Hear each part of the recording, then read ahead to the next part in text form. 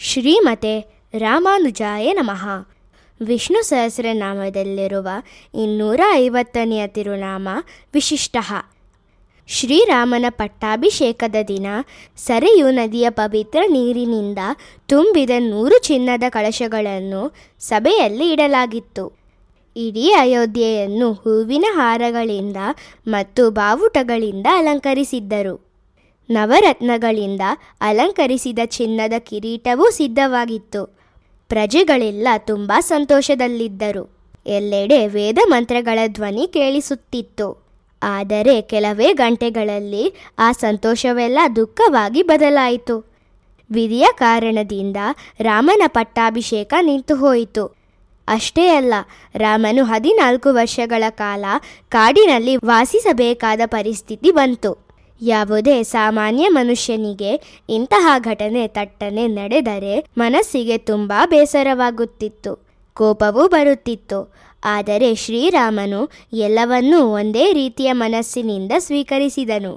ನಡೆದದ್ದಕ್ಕೆ ಬೇಸರ ಪಡದೆ ಸೀತೆ ಮತ್ತು ಲಕ್ಷ್ಮಣನೊಂದಿಗೆ ಅಯೋಧ್ಯೆಯನ್ನು ಬಿಟ್ಟು ಕಾಡಿಗೆ ಹೋಗಲು ಸಿದ್ಧನಾದನು.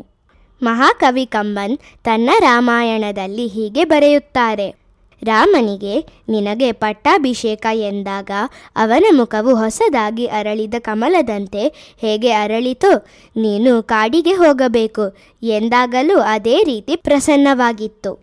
ಕೈಕೇಯಿಯು ರಾಮ ಮತ್ತು ಲಕ್ಷ್ಮಣರಿಗೆ ಅರಣ್ಯದಲ್ಲಿ ಧರಿಸಬೇಕಾದ ಸನ್ಯಾಸಿ ಬಟ್ಟೆಗಳನ್ನು ನೀಡಿದಳು.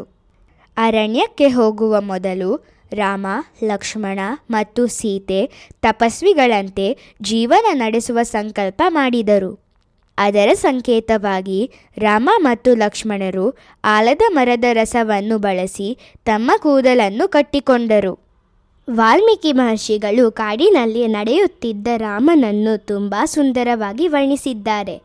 ರಾಜನ ಬಟ್ಟೆ, ರತ್ನಗಳಿಂದ ಅಲಂಕರಿಸಿದ ಆಭರಣಗಳು ಇಲ್ಲದಿದ್ದರೂ ರಾಮನ ತೇಜಸ್ಸು ಮತ್ತು ಗಂಭೀರತೆ ಸ್ವಲ್ಪವೂ ಕಡಿಮೆಯಾಗಲಿಲ್ಲ. ಬದಲಾಗಿ ಆತನ ದಿವ್ಯ ರೂಪ ಇನ್ನಷ್ಟು ಹೊಳೆಯುತ್ತಿತ್ತು.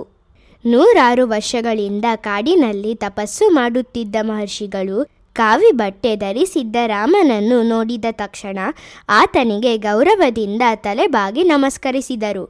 ಸಿಂಹಾಸನದಿಂದ ರಾಮನಿಗೆ ಗೌರವ ಬರಲಿಲ್ಲ, ರಾಮನಿಂದಲೇ ಸಿಂಹಾಸನಕ್ಕೆ ಗೌರವ ಬಂತು. ಶ್ರೀಪರಾಶರ ಭಟ್ಟರು ತಮ್ಮ ವ್ಯಾಖ್ಯಾನದಲ್ಲಿ ಹೀಗೆ ಹೇಳುತ್ತಾರೆ: ಭಗವಂತನ ಅನಂತ ಒಳ್ಳೆಯ ಗುಣಗಳೇ ಅವರ ನಿಜವಾದ ಸ್ವಭಾವ. ಅವನು ಎಲ್ಲ ರೀತಿಯಲ್ಲೂ ಸಂಪೂರ್ಣನು. ರತ್ನಗಳಿಂದ ಅಲಂಕರಿಸಿದ ಕಿರೀಟ ಧರಿಸಿದರೂ ಅವನ ಮಹಿಮೆ ಹೆಚ್ಚಾಗುವುದಿಲ್ಲ, ಹಾಗೂ ಕಾಡಿನಲ್ಲಿ ವನವಾಸ ಮಾಡಿದರೂ ಅವನ ಮಹಿಮೆ ಕಡಿಮೆಯಾಗುವುದಿಲ್ಲ.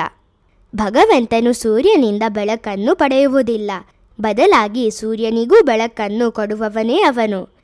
ವೈಕುಂಠದಲ್ಲಿ ಆದಿಶೇಷನ ಮೇಲೆ ಕುಳಿತಿರಲಿ ಅಥವಾ ಚಿತ್ರಕೂಟದಲ್ಲಿ ಹುಲ್ಲಿನ ಹಾಸಿಗೆಯ ಮೇಲೆ ಮಲಗಿರಲಿ, ಭಗವಂತನ ಶ್ರೇಷ್ಠತೆ ಎಂದಿಗೂ ಕಡಿಮೆಯಾಗುವುದಿಲ್ಲ.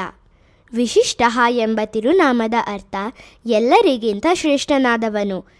ಭಗವಂತನು ಸ್ವಭಾವತಃ ಎಲ್ಲರಿಗಿಂತಲೂ ಶ್ರೇಷ್ಠನು.